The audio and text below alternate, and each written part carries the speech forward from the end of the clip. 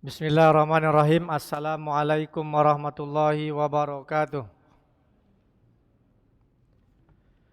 Innal hamdalillah nahmaduhu wa nasta'inuhu wa nastaghfiruh wa na'udzubillahi min sururi anfusina wa sayyiati a'malina. May yahdihillahu fala mudhillalah wa may yudlil fala hadiyalah. Asyhadu an la ilaha illallah wahdahu la syarikalah wa asyhadu anna Muhammadan abduhu wa rasuluhu la nabiyya ba'd.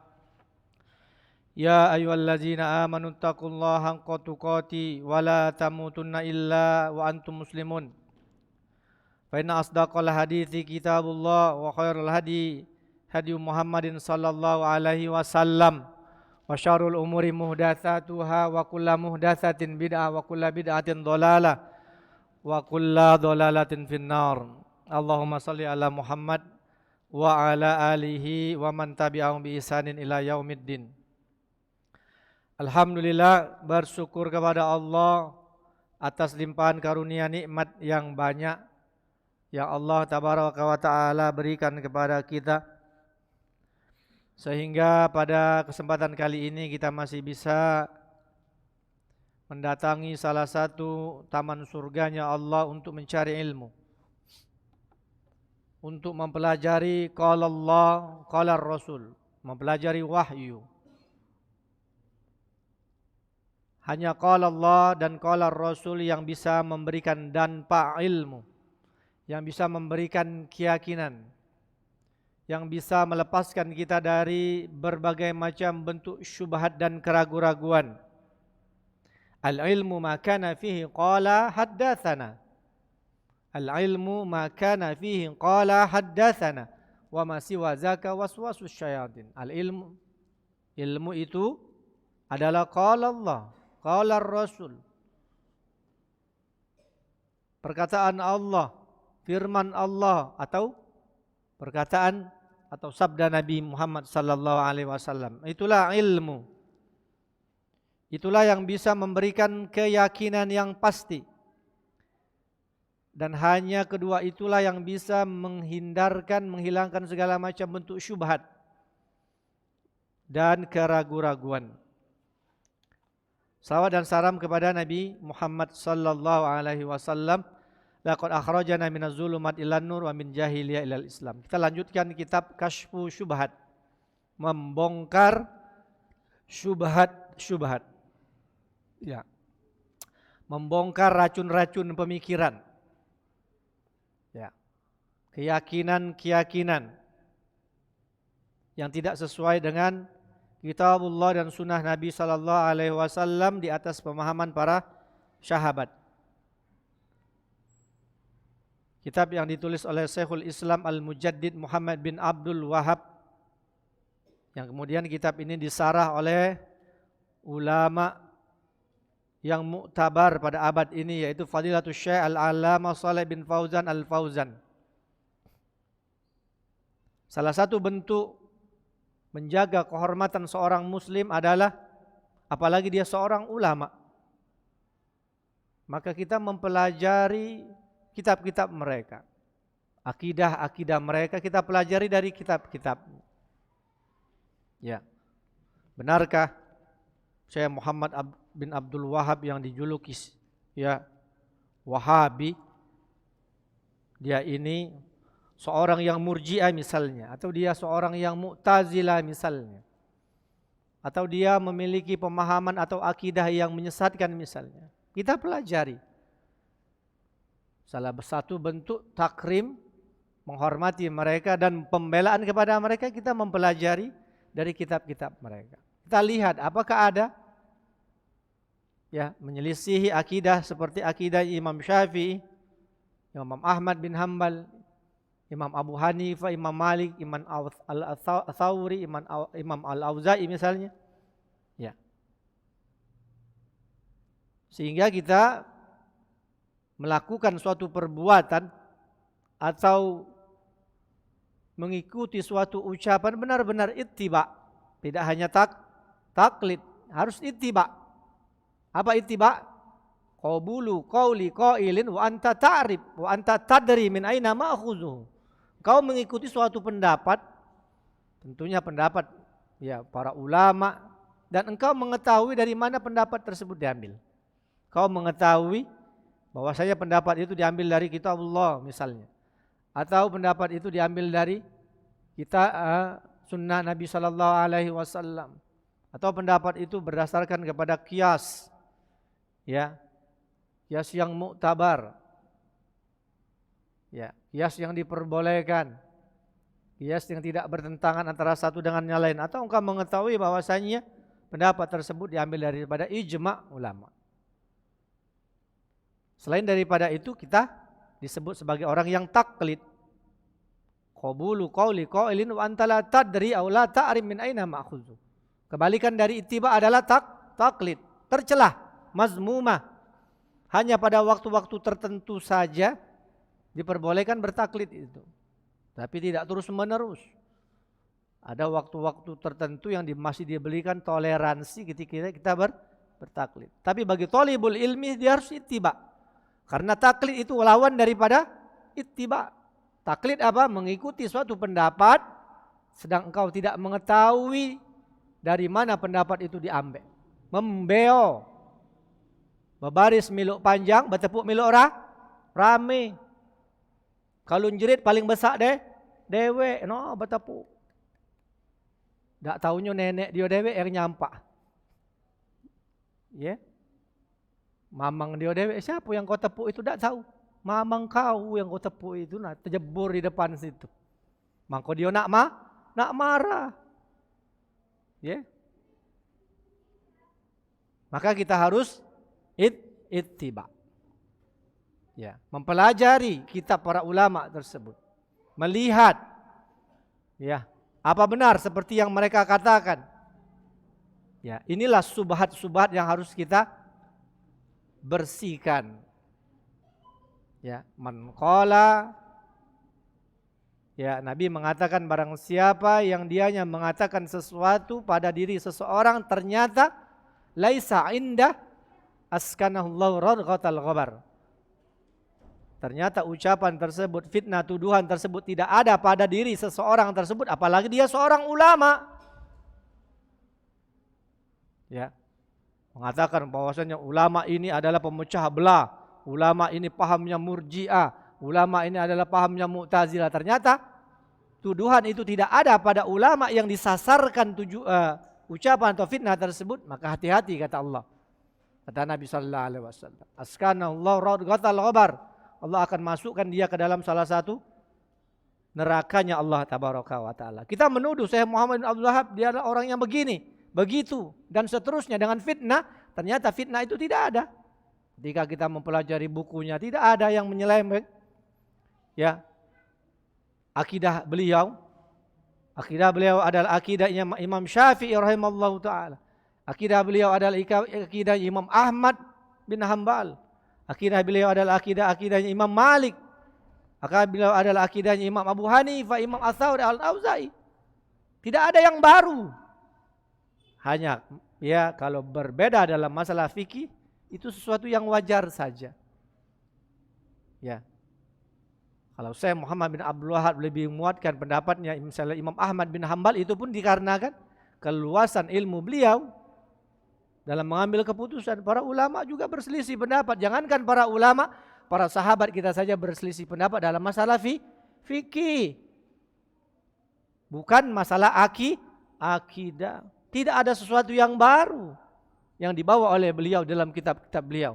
Beliau membawakan tauhid, ya, mengingatkan akan kesyirikan. Dari kitab dari yang awal pertama kita baca sampai yang sekarang ini tidak ada sesuatu yang baru. Beliau hanya mengingatkan tentang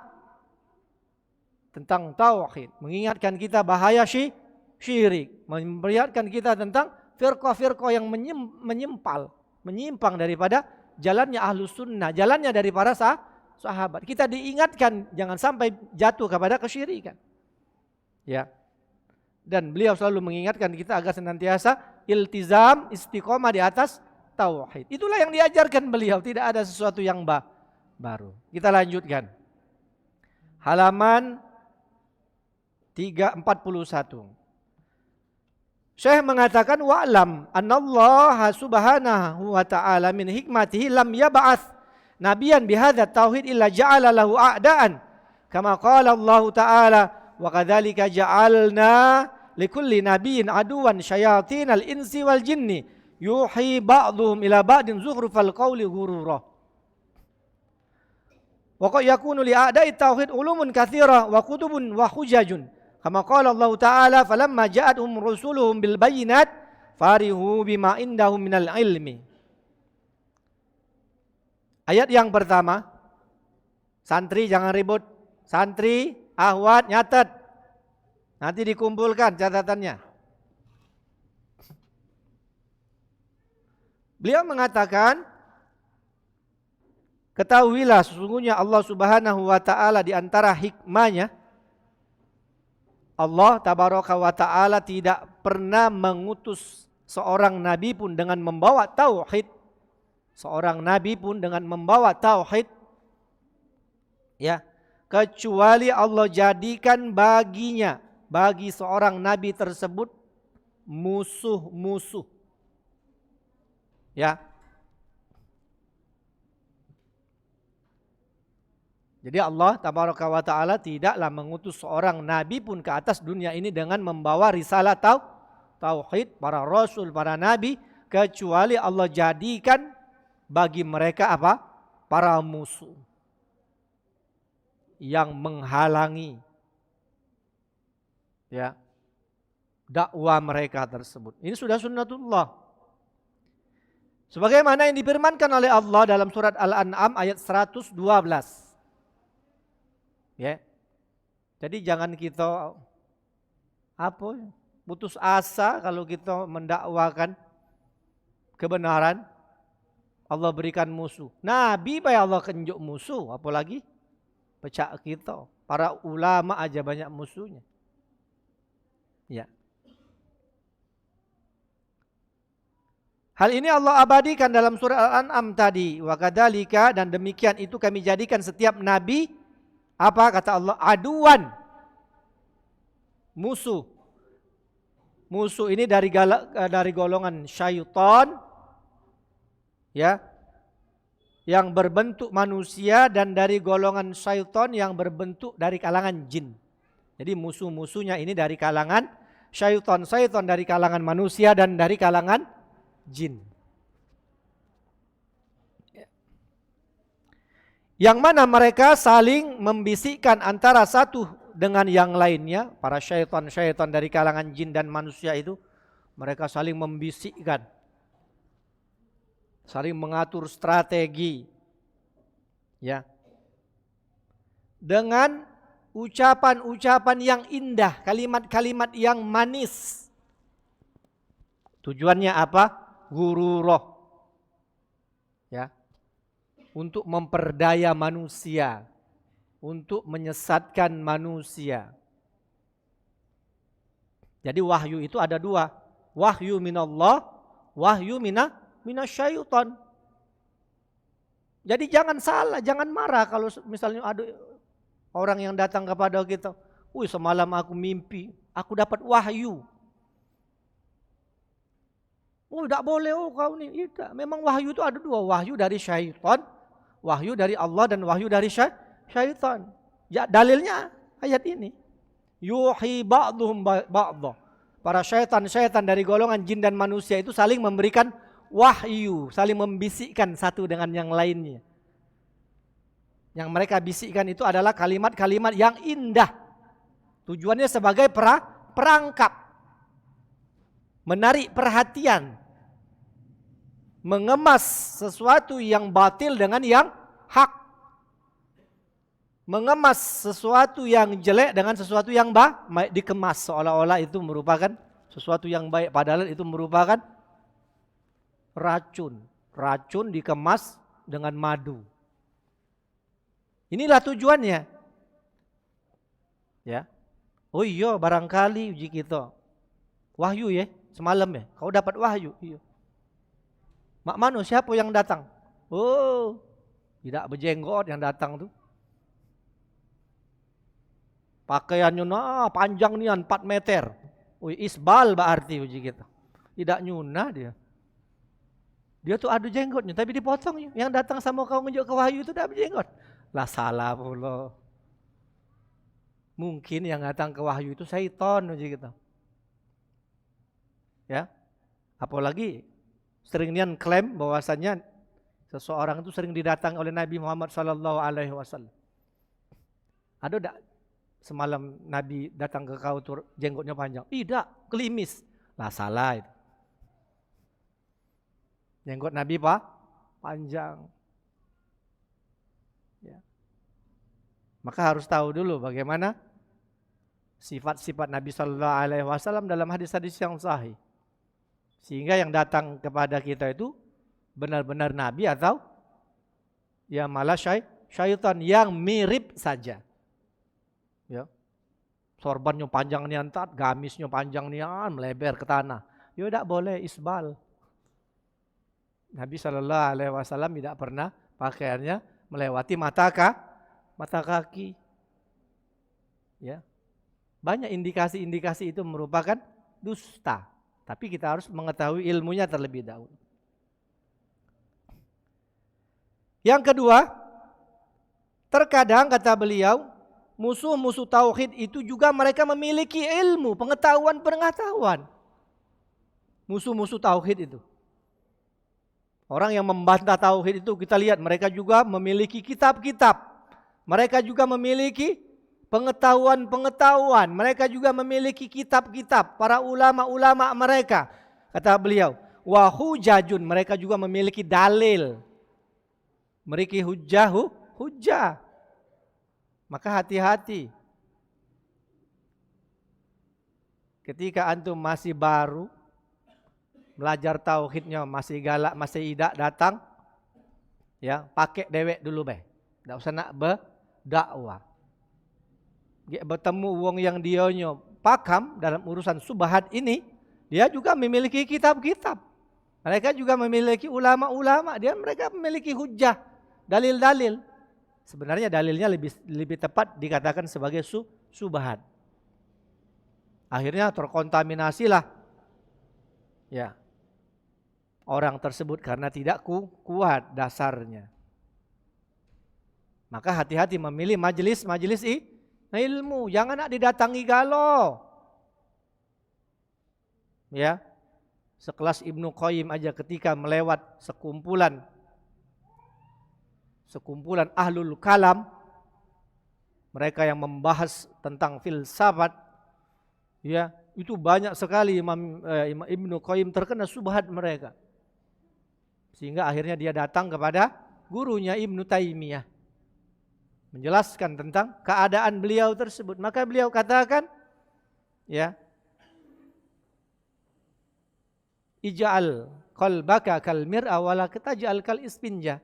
Wahai muridku, jadikan hatimu itu seperti kaca yang bisa memantulkan subhat, dan jangan jadikan ia seperti spon yang menyerap seluruh kotoran. Maka hati-hati memasuki majelis-majelis yang kita tidak tahu di situ, yang tidak dibacakan ayat-ayat Allah. Pun dibacakan ayat-ayat Allah akan tetapi dipahami dengan pemahaman kelompok-kelompok tertentu, ini bisa menyesatkan, akan memberikan subhat kepada seseorang tersebut. Ingat, ya, subhat itu menyambar-nyambar bagaikan petir. Sedangkan wa qalbun dhaif, hati kita ini sangat lemah sekali. Kalau sudah kena subhat mulai lah miring dikit, lemak-lemak tadi itu luncur-luncur baik ke depan. Kemana si Fulan? Lah ngaji ke sebelah sana tat. Nah, coba tarik dulu. Kaki aku kena tarik dia, lemak-lemak nak narik dia, kita kena tarik pula katanya.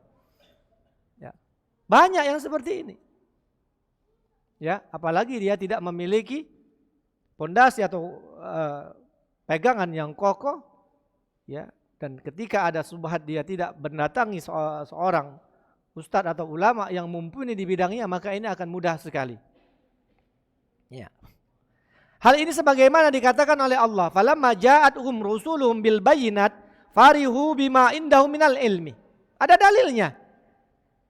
Bahwasanya musuh-musuh tauhid itu juga memiliki kitab-kitab yang banyak, memiliki ulama-ulama juga, memiliki ahli-ahli kalam, Mereka juga memiliki para ulama-ulama yang fasih ketika berbicara. Banyak. Ini apa dalilnya? Dalilnya sudah ada dari zaman dulu juga. Beliau ini hanya mengingatkan kita kembali apa yang ada pada zaman Nabi, zaman sahabat, zaman tabi'in, kemudian zaman beliau, ya, sekitar 300 atau 200 tahun, ya, dari zaman kita. Yang mana zaman itu sama juga dengan zaman kita, nggak ada bedanya. Ya, menuji wong itu lagu lama tat, kerompang nyoba yang baru. Ya, kasetnya kaset yang baru, lagunya lagu lama itulah. Yang diputar oleh syaitan dari jenis jin dan manusia itu adalah menyesatkan manusia ke arah yang seperti itu aja. Tidak ada yang sesuatu yang baru. Polanya aja yang baru, tetapi ya jenisnya sama, cara mereka, ya, materi mereka di dalam menyesatkan manusia itu masalah-masalahnya pun sama seperti yang terjadi pada zaman Nabi sallallahu alaihi wasallam, zaman para ulama, zaman beliau dan zaman kita sekarang. Ya. Jadi Allah mengatakan, tak kalah mereka orang-orang kafir dahulu telah datang kepada mereka rasul-rasul dengan membawa bukti-bukti yang nyata. Apa kata mereka dahulu? Ya, farihu bima indahu minal ilmi. Orang-orang kafir pada zaman itu yang telah didatangkan oleh Allah para rasul, mereka berbangga mencukupkan dengan pengetahuan atau ilmu yang mereka miliki. Sudahlah, kami inilah sudah ada ilmu, kami dah tahu juga apa yang kamu bawa. Kami ini dapat ilmu dari nenek moyang kami ada kitab, kamu punya kitab, kami juga ada kitab. Nah itu. Ya. Sarahnya kata beliau, dari dua ayat di atas ada dua hikmah. Hikmah yang pertama kata beliau, bahwasannya Allah tabaraka wa ta'ala tidaklah mengutus seorang nabi dari kalangan para nabi tersebut kecuali Allah tabaraka wa ta'ala telah menjadikan bagi para nabi tersebut musuh-musuh. Baik itu dari kalangan orang-orang musyrik, baik itu dari kalangan orang-orang kafir, baik itu dari kalangan orang-orang munafiknya Allah jadikan. Ya. Sebagaimana ayat yang di atas, juga sebagaimana ayat yang Allah sebutkan dalam surat Al-Furqan ayat 31. Allah berfirman, "Wa kadzalika ja'alna likulli nabiyyin aduwan minal mujrimin wa kafa bi rabbika hadiyan wa nasira." Ditambah lagi ayatnya. Ya, Allah berfirman, dan demikian itu kami jadikan setiap nabi itu musuh, orang musuh. Kami jadikan pada setiap nabi itu musuh-musuh dari kalangan orang-orang yang pendosa. Kalau tadi dari kalangan syaitan, jin dan manusia, ini dari kalangan pendosa. Pendosa itu dari kalangan jin juga. Ya. Dari kalangan manusia, para pendosa tersebut. Jin-jin dari kalangan manusia.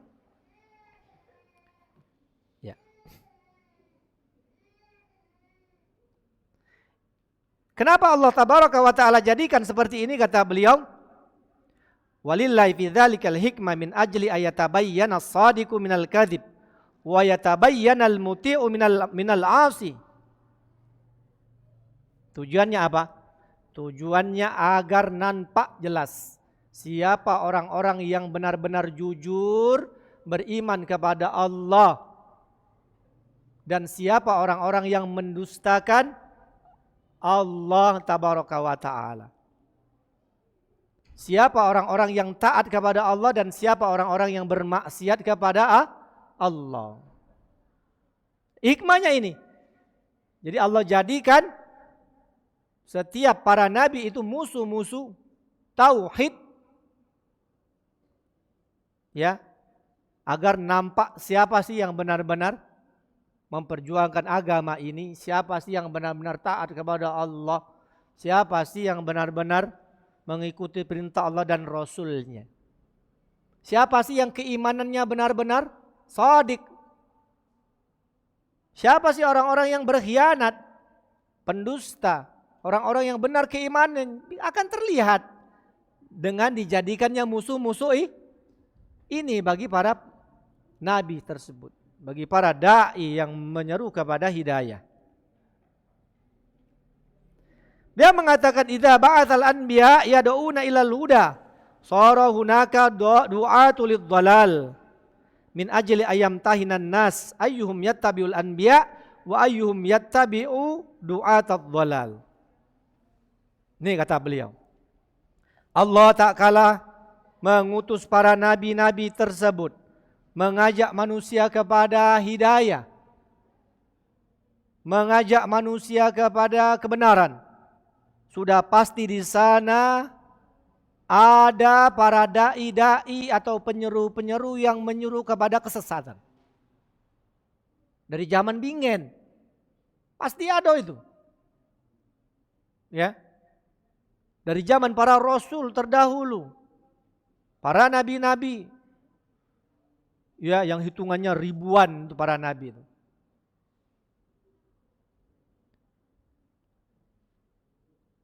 Allah jadikan musuh-musuh bagi mereka. Siapa musuh-musuh itu? Para dai-dai, para penyeru-penyeru kepada kesesatan. Tujuannya apa? Untuk menguji manusia. Siapa di antara mereka yang mengikuti para nabi tersebut dan siapa yang mengikuti para dai-dai yang menyuruh kepada neraka-nerakanya Allah. Ingat, ya, bahwasannya di antara tanda-tanda hari kiamat apa? Kasratul khutaba minal ulama. Banyak para penyeru, para khotib yang pacak ngomong baik. Ya, tapi tidak memiliki keilmuan yang mumpuni. Keilmuannya tidak mutabar, tidak dianggap.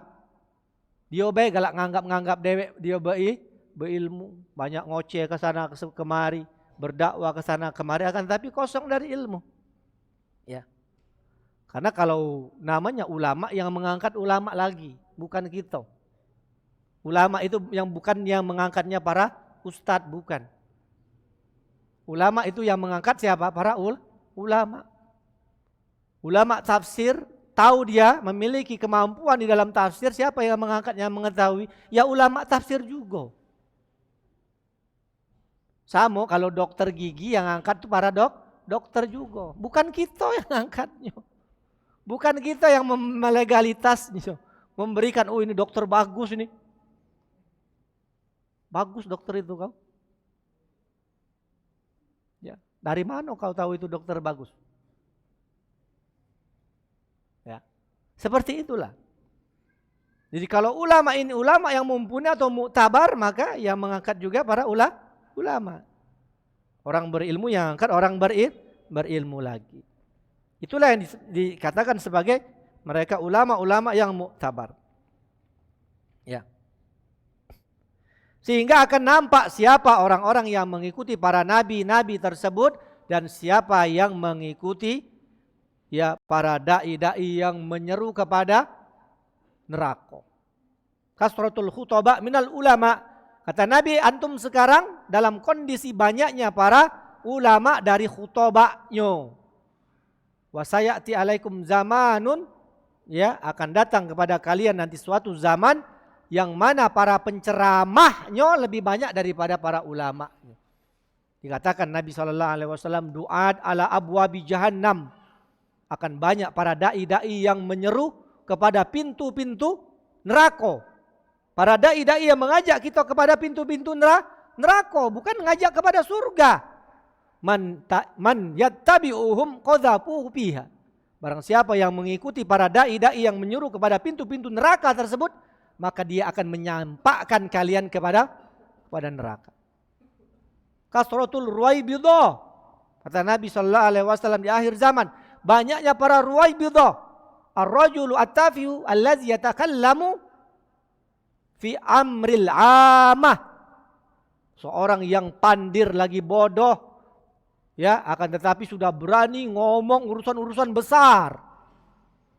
Ketika ngomong masalah politik, sudah dia dewek yang nyeraces dari A sampai Z-nya. Ngomong pertanian, lah pacak pula dia ini. Dari A sampai Z-nya pula. Ngomongi bisnis, lah pacak pula. Aku ada kawan yang model C itu. Ya Allah, pacak galau dia nih. Cuman tidak punya basic ngomongnya.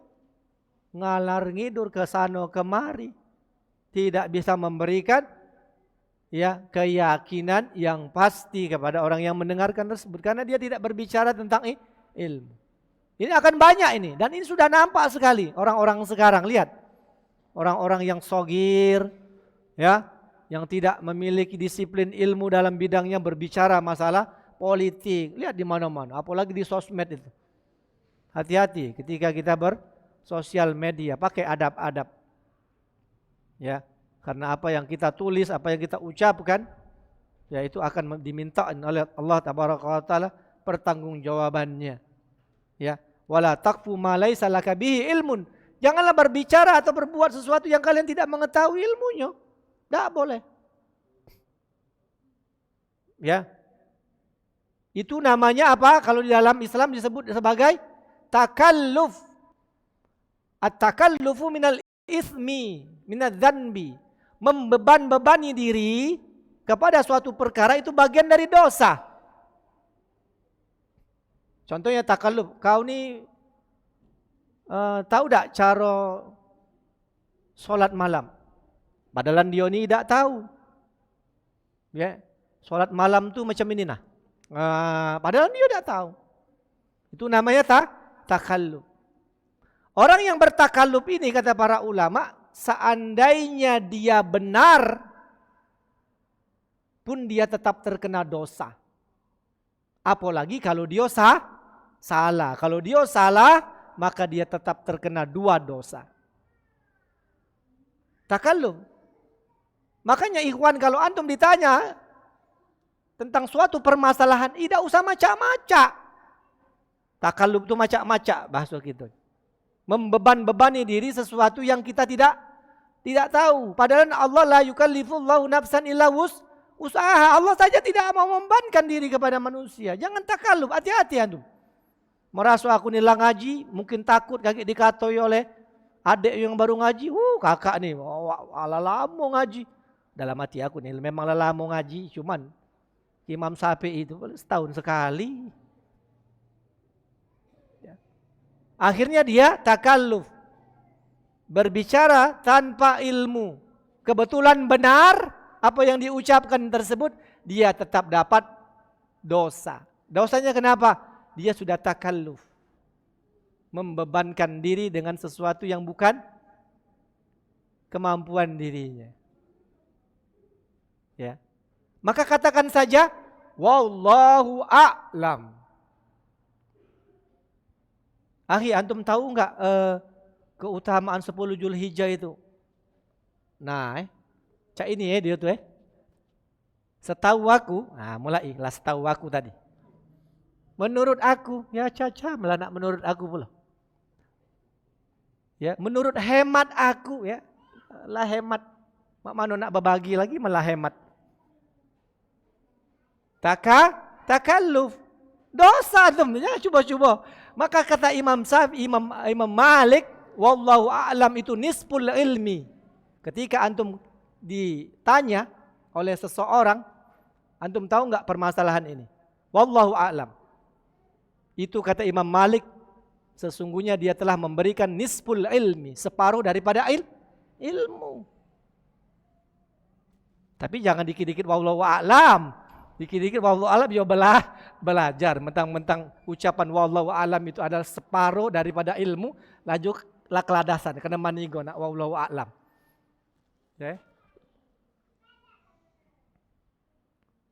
Jadi katakan aku tidak tahu, tidak. Sama seperti ini, hematnya saja ketika kita ditanya seseorang tersebut, di mana sih International Plaza itu di mana? Mak mano nak ke sana kami itu. Dia ini tidak tahu jalan menuju International Plaza itu tidak tahu, tapi dia macam-macam. Kau lewat sini, kaki kau naik mobil hijau, kaki kau naik mobil kuning, kaki kau naik mobil warna abu-abu, lagi Eko naik mobil, sampai memang wong itu ke IP memang sampai. Tapi karena dia maca, dia tetap berdosa. Apalagi ketika wong itu tidak sampai ke IP, justru sampai ke mana? Pulau Harimau. Dia mendapatkan dua dosa. Dosa lah macak-macaknya, kedua dosa tidak benar atau salahnya tersebut. Jadi ucapkan wallahu a'lam. Ya. Bara'atu zimma, lepaskan diri dari tanggungan. Kemudian kita lanjutkan.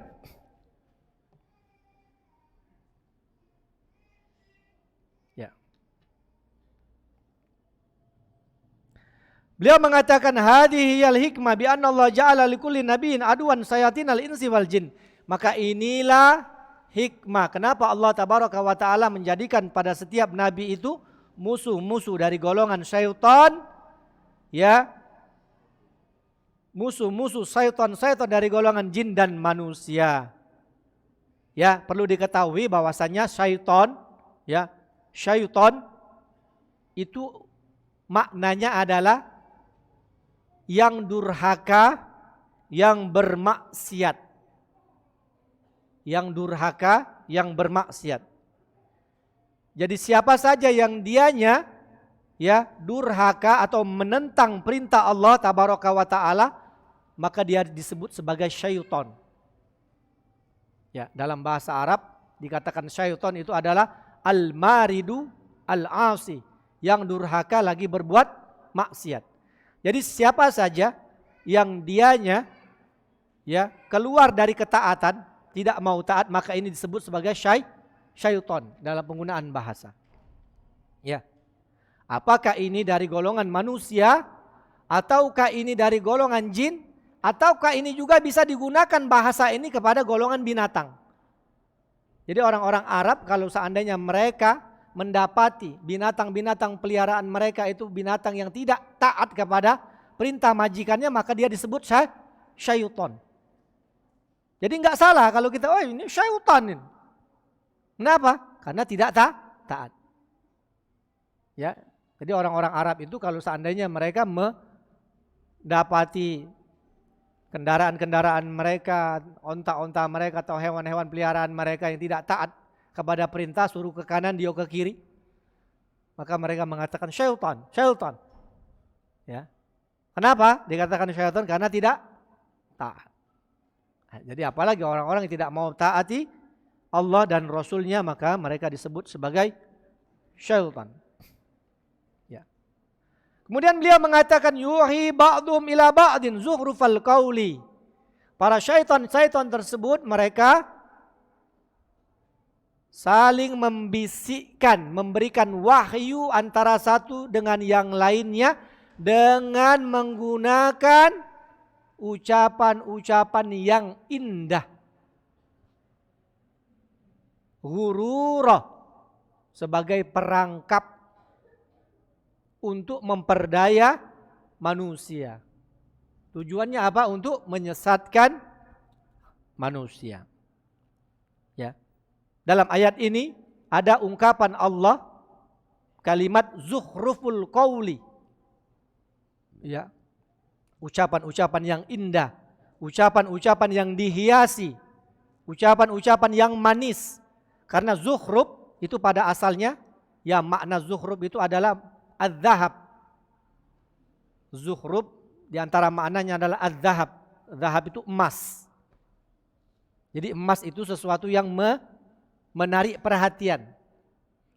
Jadi syaitan itu diantara perangkap mereka untuk menggiring manusia agar jatuh kepada kesesatan, maka mereka menghiasi ucapan-ucapan dengan hiasan-hiasan, dengan kalimat-kalimat yang manis. Biar manusia masuk kepada perangkap. Ya. Ini kata beliau. Ya. Wal batil al-mughallab bi syai'in minal haq. Jadi sebenarnya itu merupakan kebatilan yang mereka tutupi dengan al-haq. Kejelekan tetapi ditutupi dengan kebaikan. Dibungkus rapi biar menarik. Jadi kesesatan-kesesatan tersebut ditaburi subhat kiri kanannya. Ditafsir-tafsirkan, dibuat takwilnya. Ya. Biar manusia suka dengan ucapan tersebut. Biar manusia melakukan perbuatan tersebut sehingga mereka tersesat. Ya. Inilah kata beliau, wa hadza min a'zamil fitnah. Inilah fitnah yang paling besar yang menimpa kaum muslimin. Ini perangkap syaitan yang paling hebat tuh ini. Ya. Syaitan menghiasi setiap ucapan dan perbuatan yang jelek dengan subhat.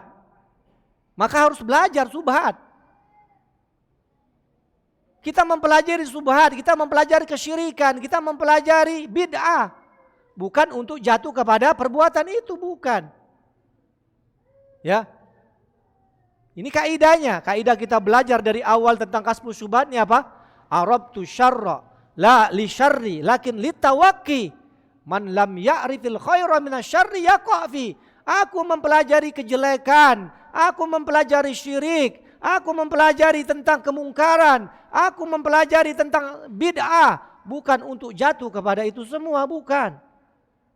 Lakin litawaqi, agar aku bisa menjauhi mereka, menjauhi perbuatan-perbuatan tersebut, menjauhi para ahlinya. Sudah masuk azan. Ya. Karena ya kata para ulama, man lam ya'rifil khaira minasyarri yaqafi. Barang siapa yang dianya tidak mengetahui kebaikan dari mempelajari suatu kejelekan, maka kemungkinan suatu ketika dia akan jatuh kepada kejelekan tersebut. Ya. Insyaallah akan kita lanjutkan setelah azan ya beberapa menit. Wassallallahu ala nabiyina Muhammad wa ala alihi wa man tabi'ahum bi ihsan ila yaumiddin. Silakan azan. Kata ini.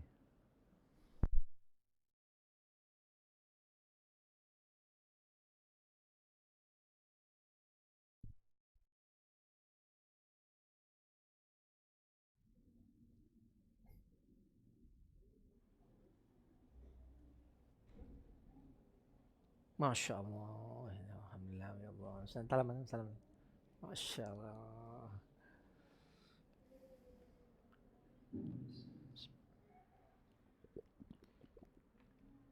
Allahu Akbar,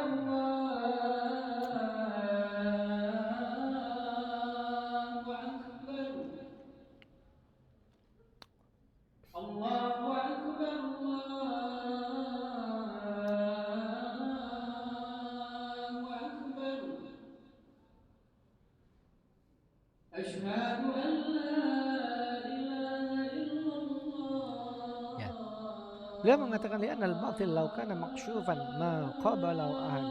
Lakin idza utiya bi syai'in min al-haqq. Asyhadu an la ilaha illallah.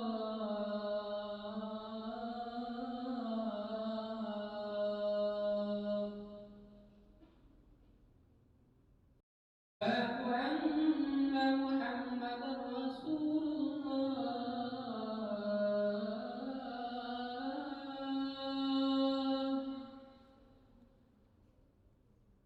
أشهد أن محمدا رسول الله.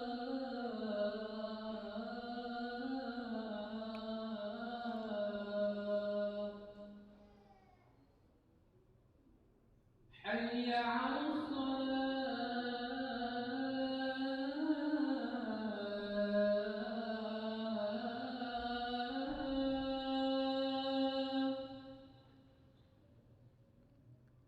حي على الصلاة.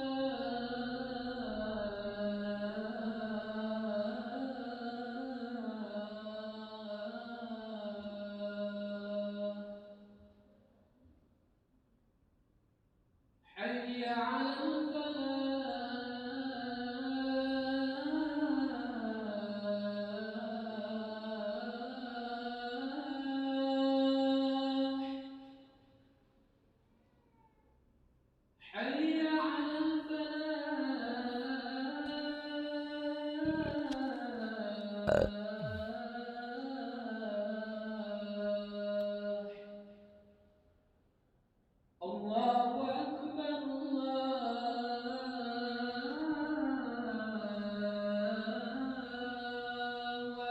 Allahu Akbar, Allahu Akbar.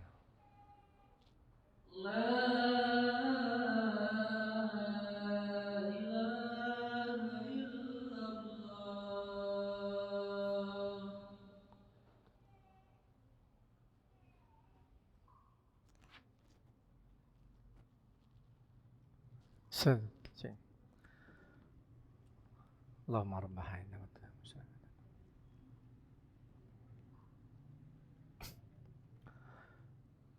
Bismillahirrahmanirrahim. Alhamdulillahirabbil alamin hamdan katsiran thayyiban mubarakan fi kama yuhibbu rabbuna wa yarda. Allahumma shalli ala Muhammad wa ala alihi wa man tabi'ahum bi ihsan ila yaumiddin. Kita lanjutkan. Beliau mengatakan hadza min a'zamil fitnah. Inilah fitnah yang paling besar tersebut. Li'annal batil law kana maksyufan ma qabalahu ahadun.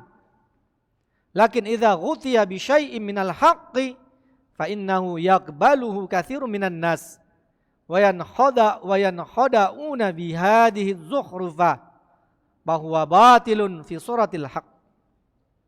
Ya. Karena kenapa? Dikarenakan apabila kebatilan tersebut dia maksyufan, ya, nampak jelas kebatilan itu merupakan suatu kebatilan, kata beliau, tidak ditutup-tutupi dengan sesuatu, ya, tentunya kebatilan tersebut maqabalahun nas, tidak akan ada manusia yang mau menerimanya. Kalau ucapan itu ucapan yang batil dan manusia tahu, mereka tidak akan mau menerimanya. Kalau perbuatan itu adalah perbuatan yang jelek, perbuatan yang batil, ya tanpa ditutup-tutupi dengan kebenaran, siapa yang mau menerimanya? Dak kate yang galak. Ya. Namanya buntang, kalau wong late cium mano kegalak. Tapi buntang itu biasanya ditutup-tutupi dengan kemasan yang bagus biar tidak tercium baunya. Kotoran-kotoran itu ditutupi dengan sesuatu yang indah biar tidak terlihat kotorannya. Kejelekan-kejelekan itu ditutupi dengan sesuatu yang indah biar tidak terlihat kejelekan dan orang mau untuk menerimanya. Ya, maka ini fitnah yang paling besar kata beliau. Ya. Maka apabila kebatilan atau kejelekan itu kemudian dia ditutupi dengan sesuatu yang indah, terlihat seakan-akan dia merupakan al-haq, kebaikan, maka ya disinilah banyaknya manusia yang akhirnya menerima kejelekan atau kebatilan tersebut. Inilah perangkap syaitan. Beliau mengatakan walau syaa rabbuka ma fa'alu. Jikalau Allah menghendaki, tentulah mereka para syaitan-syaitan tersebut tidak akan mampu untuk menyesatkan manusia. Kalau Allah menghendaki. Ya. Kalau Allah menghendaki pastilah tidak ada orang-orang yang akan menghalangi dakwah tauhid. Yakin tak antum? Kalau Allah menghendaki. Yakinlah ngapo. Karena Allah Maha kehendak manusia di bawah kehendaknya Allah. Kita sering ini membawakan ucapan Imam Syafi'i ini. Ya. Kalau Allah menghendaki tidak ada yang berbuat maksiat di atas muka bumi ini. Dan itu mudah bagi Allah. Kalau Allah menghendaki tidak ada orang yang membuat subhat. Kalau Allah menghendaki pasti manusia akan beriman seluruhnya kepada Allah. Pasti itu. Mudah bagi Allah. Kun fayakun. Karena iradatullah adalah iradatun mustaqillah. Wa ma iradatun nas fahuwa iradatun mahduda bi iradatillah. Au ghairu mustaqillah. Dikarenakan keinginan Allah atau masyiah Allah atau kehendak Allah itu adalah kehendak yang mustaqillah, berdiri sendiri, tidak terikat dengan kehendak siapapun, apapun di atas muka bumi ini. Sedangkan kehendak manusia terikat dengan kehendaknya Allah. Sehingga Imam Syafi'i mengatakan, ma syi'ta kana wa in lam asya wa ma syi'tu wa in lam tasa lam yakun. Apa yang engkau kehendaki ya Allah, kata Imam Syafi'i, pasti akan terjadi. Wa ma syi'tu wa in lam tasya' lam yakun. Apa yang aku kehendaki ya Allah, kata Imam Syafi'i, jikalau engkau tidak berkehendak maka tidak akan jadi. Ya. Paham antum? Yakin antum dengan kehendak Allah pasti akan terjadi. Nah, seperti ini tadi, walau syaa rabbuka ma fa'alu, kata Allah di dalam Al-Qur'an, dalam surat Al-An'am ayat 112 tadi. Jikalau Allah berkehendak, tentunya syaitan-syaitan tadi tidak akan bisa menyesatkan manusia. Akan tetapi Allah berkehendak.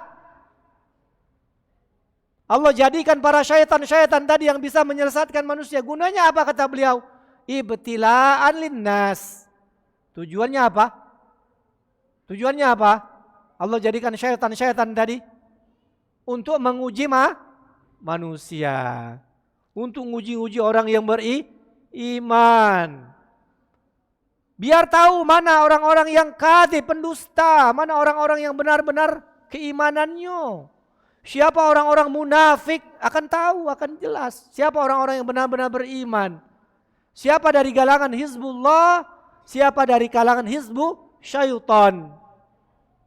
Siapa benar orang-orang yang memperjuangkan Allah, siapa orang-orang yang memperjuangkan syaitan. Akan benar kelihatannya di situ. Dengan dijadikannya para musuh bagi para nabi tadi. Karena orang yang mengikuti para nabi itu banyak. Ada orang yang beriman dengan para nabi. Ada orang-orang yang ecak-ecak pura-pura beriman kepada para nabi, munafik. Ada orang-orang kafir. Ada orang-orang yang musyrik yang mengikuti para nabi tersebut. Nah, ketika Allah jadikan para nabi itu ada musuh, nah kelihatan kaget siapa yang ke para nabi, siapa yang ke para musuh tersebut. Ya. Ini keadaannya kepada para nabi. Bagaimana kepada selain dari para nabi tersebut. Nabi saja Allah berikan musuh, apalagi kita. Ya. Para nabi yang Allah tabaraka wa ta'ala berikan kepada mereka keilmuan, cara berdakwah yang bagus, kedekatan kepada Allah.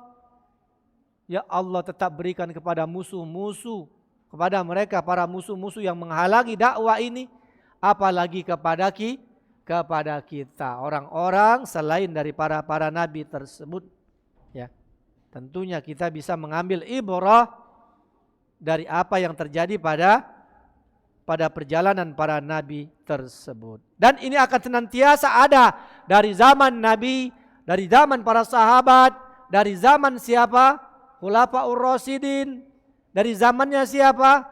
Para imam-imam yang 4, imam-imam setelahnya, sampai pun pada masa muallif ya Syekh Muhammad bin Abdul Wahab menulis kitab ini pun terjadi pada diri mereka. Dan ini pun tetap terjadi pada diri kita. Siapapun yang mengikuti kebenaran, maka Allah akan sandingkan dia dengan para musuh-musuh kebenaran tersebut. Tidak usah jauh-jauh, kita baru ngaji misalnya, mulai kawan yang sama-sama kesubahat tadi. Ay kau ni caknya lah bedanya nih. Ngaji nak ke Imam Syafi'i ini nih, teman kami tidak pernah lagi. Ya. Sama, kami juga ada kitab-kitabnya. Kita juga ada ulama-ulamanya. Guru-guru kamu tuh ada hadis-hadis yang sahih, kami juga ada hadis-hadis yang sahih. Sama aja itu. Wong dulu juga mah itu juga. Iya, kalau kamu ada ulama, kami cukup sudah. Ubak-ubak, mak-mak, bak-bak kami dulu juga lah ngajar ke kami ilmunya. Ada, kami juga ada. Ini ada. Zaman dulu sama zaman sekarang tidak ada bedanya, sama aja. Subhatnya seperti itu juga. Ya. Mungkin cara mengemasnya saja yang berbeda. Hikmah yang terakhir, yang kedua, kata beliau, ya. Sesuatu yang tidak dipungkiri bahwasanya para para dai-dai yang menyuruh kepada kebatilan itu juga mereka memiliki ilmu. Mereka memiliki ulumun wa kutubun wa hujajun. Mereka juga ada kitab-kitab. Mereka juga ada dalil-dalil. Mereka juga ada para ulama-ulama, kata beliau. Ya. Yang mana mereka jadikan hujah-hujah tersebut, kitab-kitab mereka tersebut sebagai senjata untuk menyerang ahlu tauhid. Untuk menyerang ahlu sunnah. Mereka gunakan hujah-hujah mereka itu. Mereka juga punya dalil. Mereka punya subhat. Ya, maka hati-hati. Ya. Belajar yang bagus, tidak usah berjidal, berdebat kepada ahlul batil yang memang mereka pentolannya misalnya, atau mereka menguasai disiplin ilmu di dalam bidang tersebut. Kaget terkena subhatnya. Biarkan itu urusan ustadz. Pak Yo nak kemana? Duduk dulu ke sini, kita ngomong. Assalamualaikum, tinggal ke baik. Aku nak make dulu baik kak ilmu ni, bukan nak berdebat. Bagus, tinggal ke dulu. Nak berdebat, nak munaqasah, tunjukkan nombor telefon ustaz-ustaz kita yang punya ya, masalah di dalam masalah tersebut. Memang mereka memiliki keilmuan. Nah, kalau nak berdebat ya, telepon nomor ini. Pengen nak sharing, telepon nomor. Kalau aku tidak, aku nak pakai dewek dulu ilmu ni. Ya. Hal ini sebagaimana yang difirmankan oleh Allah Tabaraka wa Ta'ala tadi. Tak kala mereka telah datang kepada mereka rasul-rasul yang membawa keterangan. Datang kepada orang-orang kafir tersebut, para rasul-rasul Allah yang mereka telah membawa hakikat yang benar, telah membawakan ilmu yang bermanfaat bagi mereka. Maka mereka mengatakan, cukuplah apa yang telah kami ketahui dari nenek-nenek moyang kami terdahulu. Cukuplah ilmu ini saja. Mereka farihu bima indahum minal ilmi. Mereka bangga dengan keilmuan yang ada pada mereka. Mereka bangga dengan kitab-kitab yang ada pada mereka. Mereka bangga dengan ulama-ulama yang ada pada mereka. Ini dulu, sekarang pun seperti itu juga. Ya, maka kata beliau, kita lihat ya di perpustakaan itu lihat banyak kitab-kitabnya Mu'tazilah, kitab-kitabnya Ghulat Asy'ariyah, kitab-kitabnya ilmu-ilmu mantik, kitab-kitabnya kalangan Murji'ah, kitab-kitabnya dari kalangan Jahmiyah, ya, kitab orang-orang filsafat, wah banyak sekali. Itu kalau dibaca menyerang al-haq. Kalau dibaca itu menyerang ahlu sunnah. Menyerang ahlu tauhid. Yang mereka jual apa di situ? Mereka menjual subhat. Ya, subhat-subhat tentang akidah, pemikiran. Itu disebar oleh mereka. Sehingga tak kala orang membacanya itu bisa ragu dengan agama ini. Ya. Seolah-olah benar. Itu mereka menggunakan kecakapan mereka di dalam berbahasa, fasih mereka itu. Seolah-olah kita membahas, ya ini benar, ini benar, ini seolah-olah ini benar. Mereka membuat subhat. Hati-hati, bahaya. Ya. Karena sesungguhnya mereka tidak berasal, ya, tidak berpegangan kepada kitabullah dan sunnah Nabi sallallahu alaihi wasallam. Mereka berpatokan kepada apa? Kata beliau, i'tamadu 'alal aql. Mereka yang dijadikan patokan apalah akal mereka. Ya, kitab-kitab itu dibangun di atas filsafat, di atas mantik, di atas ilmu kalam. Dan filsafat, mantik dan ilmu kalam ini semuanya berasal dari apa? Dari olah pikiran akal semata. Sehingga mereka, ya, kaum Mu'tazilah, kaum Murji'ah, Ghulat Asy'ariyah, di dalam kitab-kitab mereka tersebut, ya, idza ta'aradun nusus bil akli muqaddamul akli 'alan nusus. Mereka telah memiliki apa? Rumus. Tak kala Al-Quran dan Sunnah bertentangan dengan akal, maka yang harus dikedepankan adalah akal daripada Al-Quran dan Sunnah tersebut. Kalau sudah akal yang dikedepankan, apakah bisa memberikan kenyamanan? Tidak bisa. Apakah dia bisa memberikan keyakinan yang pasti? Tidak bisa. Kalau akal yang didahulukan dari Al-Quran dan Sunnah, dia tidak akan bisa memberikan kenyamanan, tidak akan bisa. Maka tidak sedikit dari para ahlul kalam, ya, seperti Fakhruddin Ar-Razi, termasuk juga Imam Al-Ghazali rahimahullahu taala, ya. Mereka setelah kehidupan menyibukkan mereka dengan ahlul kalam, menyibukkan diri mereka dengan mantik, menyibukkan mereka dengan filsafat. Gersang hati mereka. Mereka tidak mendapati ketenangan. Mereka tidak mendapati kebenaran yang hakiki. Yang mereka dapati apa? Kila wakol, kila wakol, kila wakol. Ujinyo katonyo si Fulan, katonyo si Alan, katonyo si ini. Mereka tidak mendapatkan apa-apa. Sehingga banyak mereka yang stres di akhir hidupnya. Ya. Sehingga mereka mengatakan nihayatu ikdamil akli iqal wa ghayatu sa'ina fil alamid dhalal wa lam nastafid min bahsina tula umrina illa an jama'na fihi qila wa qal. Di antara mereka dedengkot filsafat itu di akhir hidupnya mengatakan puncak dari mengedepankan akal hanyalah terikat dengan akal tersebut. Tidak mendapatkan kebenaran yang hakiki. Dan usaha selama ini yang telah kami lakukan hanyalah mendapatkan jalan buntu. Karena mereka meninggalkan Al-Quran dan Sunnah. Makanya Imam Ghazali, ya, ketika dia rujuk dari filsafat dan mantiknya, maka beliau kembali kepada Sahih Bukhari. Dan beliau meninggal di atas Sahih Bukhari tersebut. Ini menunjukkan bahwa kata para ulama, beliau telah rujuk dari filsafatnya dan menuju kepada jalannya Ahlussunnah. Sehingga mereka mengatakan, kami tidak mendapatkan apa-apa dari perjalanan spiritual kami selama ini ketika menggunakan filsafat. Hanya kami mengumpulkan ujinyo, katonyo, kabar-kabar burung. Kila wakal. Ya, karena mereka tidak kembali kepada kitabullah dan sunnah Nabi sallallahu alaihi wasallam. Hanya kembali kepada kitabullah dan sunnah Nabi sallallahu alaihi wasallam, maka kita akan mendapatkan ilmu. Sebagaimana dikatakan di awal tadi, al ilmu makana fihi qala haddatsana. Ilmu itu qala Allah, qala Rasul. Wa masiwazaka waswasus sayatin.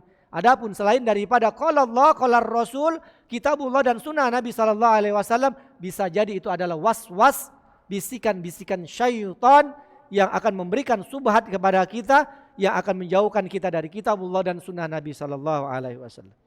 Itu saja yang bisa saya sampaikan. Apabila ada kebaikan maka itu datangnya dari Allah dan Rasul. Maka ikuti seluruh ucapan dan perbuatan itu dengan ittiba.